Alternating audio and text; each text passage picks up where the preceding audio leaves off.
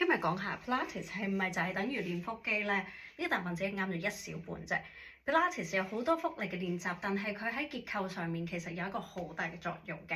嗱，我哋而家將身體咧分開上下兩部分，中間有腹去連接住。唔知大家會唔會留意到咧？有埲牆嘅時候啦，或者有個櫃嘅時候咧，好中意將個身挨埋一邊嘅。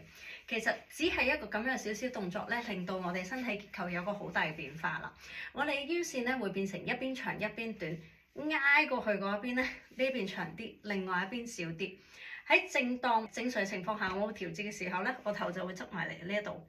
我咁樣同你講又好怪噶嘛，所以咧我自己就會將個頭移翻向正。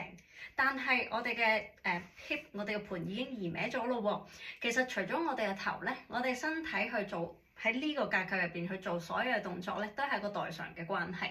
咁長遠嚟講咧，就會引申咗一啲痛症啦。因為呢一啲唔係一個最有效或者對我哋真係身體最好、最健康嘅發力方式。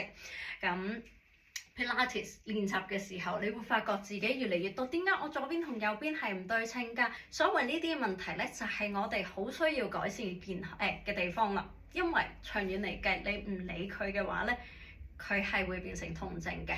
咁所以咧，我哋希望可以有效咁樣練習 Pilates，將身體慢慢去健康地復位，從而減少同埋預防痛症。我嘅 online class 146都有班，希望大家一齊研究多啲。下次見。